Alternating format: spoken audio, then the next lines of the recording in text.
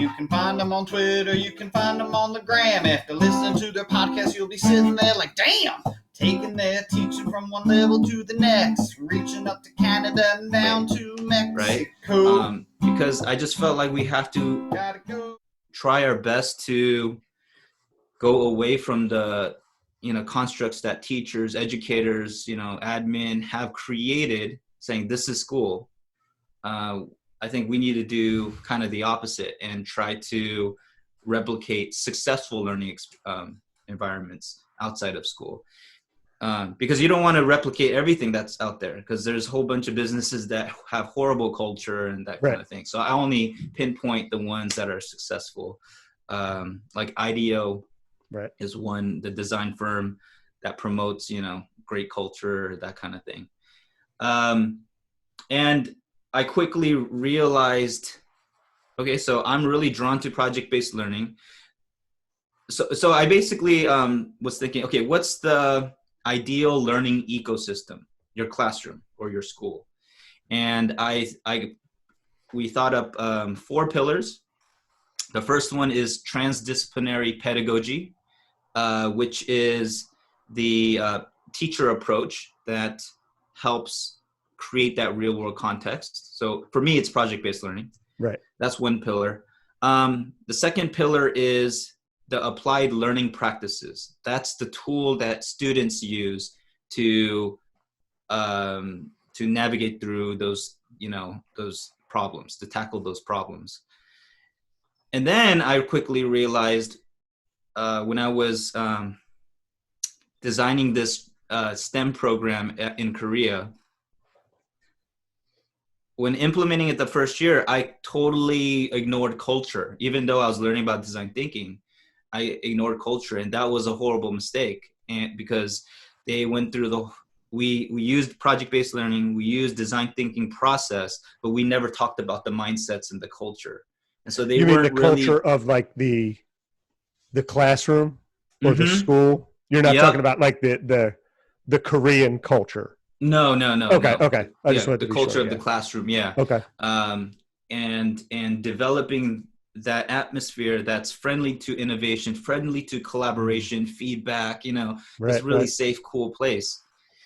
So that's the third pillar, which is the culture of hope. Right. And then the fourth one is I realized after maybe 2 years doing the STEM program is that you need systems in place. So I think systems of sustainability is one of them. So you need admin to, make sure that they provide you with those systems, scheduling to allow flexibility to do really cool things, and those kind of. So those are the 4 pillars of that learning eduPermaculture learning ecosystem that I think every classroom needs to truly thrive, a school truly thrive, and I think a lot of organizations have those 4 pillars as well. And do you see this like not just fitting in for like a STEM program, but this is bringing language arts in and math and science and social studies and, phys ed and, all the music specials and art and all that, you see that all working together, correct? Yeah. So because we're trying to replicate the real world, projects are not just math projects. They're not just language arts projects. They're just projects. And those things integrate all these different disciplines. And so, yeah, we do start with standards of multiple subject areas and then combine specific ones to form some type of performance task for that unit. And it's really cool because we start with those standards, and each of those standards have essential questions, and we give them a driving question. The students ask questions and answer questions that require them to hit those standards, which is, I think that's what a lot of educators are a bit confused on, like the whole idea of inquiry and how do you lead them to a certain thing? Well, if you design performance tasks with standards in mind. And that performance task requires those standards. The students are going to ask those, okay, we need to know how to do this, we know how to do this, we know how to do this. And then those standards get hit.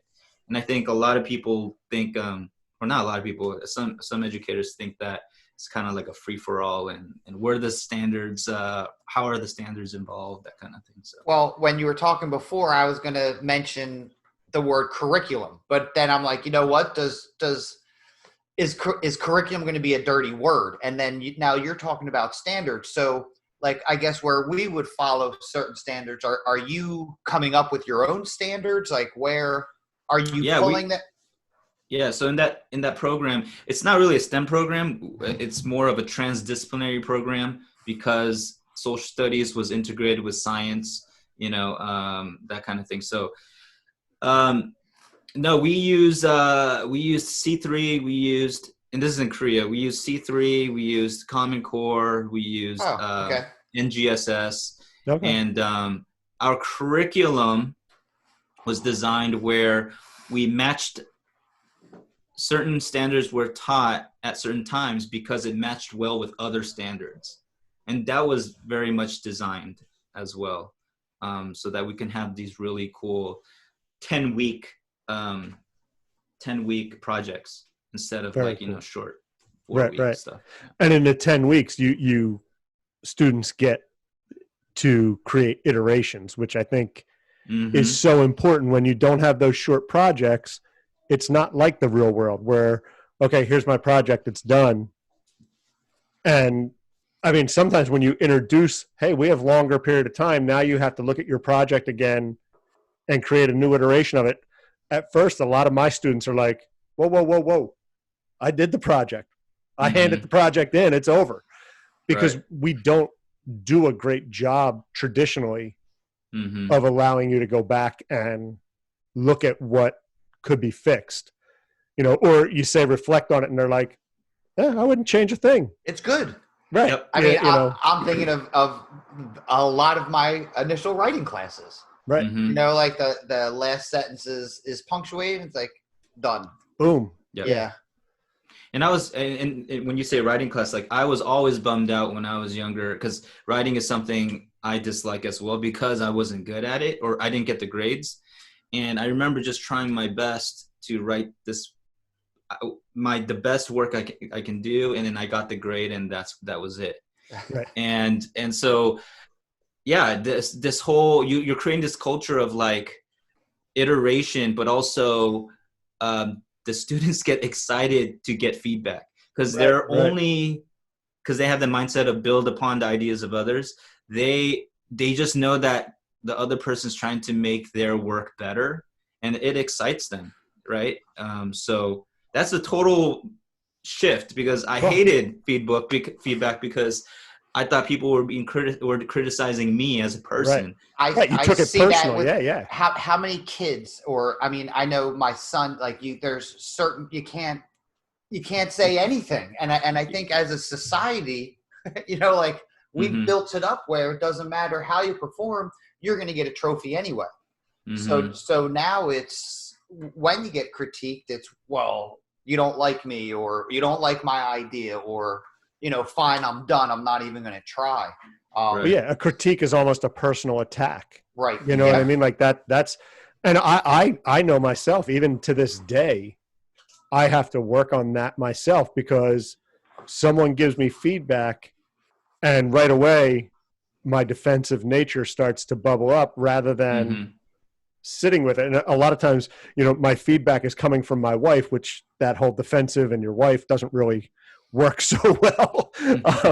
But like, I will say to her, like, I did have to take it in, walk away, sit with it a little bit to come back and go, you were right. This needs to change. This needs to change. This could be a little better. I don't agree with you on this, but I understand your perspective. But, initially I think, and it's just like you said, it's from traditional schooling, that defensive nature pops right up. Absolutely. Maybe because it was all the feedback was tied to a grade, right? It was, here's your grade. It's not good. And here's the reasons why. No even way to say, well, here, I'm going to give you a chance to fix that up and boost your grade up. Yeah. And I think that's why rapid prototyping or just rapid iteration is key to anything, like writing as well, right? I've heard writing teachers just say, just write, just keep writing. Yeah. And then you can submit that and get feedback from there. And then you can continue instead of, writing and then you're critiquing yourself and you're not getting any feedback and then you submit. Like it's kind of, I recently made a video about a feedback strategy called plussing. It's Pixar's strategy to give feedback, I think. Feedback. Oh. And basically the number one goal is to make the other person look awesome. Wow, very cool. And that's your only goal. And to do that is just to take their ideas and then somehow make it better. And so, and a lot of times when we get feedback, we point out what doesn't work, right? And then kind of leave it there. Plussing it's different, where it's like you'll give a suggestion that will actually fix that part that's not. So if you're pointing out something that's, there's an issue with, you're also giving this is an idea for how you can make that better or improve that. So it's like, how about we do this, right? Instead of being like, this is not going to work. Right. Which that's all you hear when you brainstorm with kids. Right. As soon as that's, this isn't going to work, you're shut down to anything that comes after that. Oh my gosh. Yeah, absolutely. And is that video on your YouTube channel? Okay. Yeah. Awesome. Yeah. Yeah. It goes back to one of the pillars, culture, right? Like before you can tell as an adult, an 8-year-old, hey, this is what I think you need to work on. That ground level has to be laid. Like, I care about you. I love you.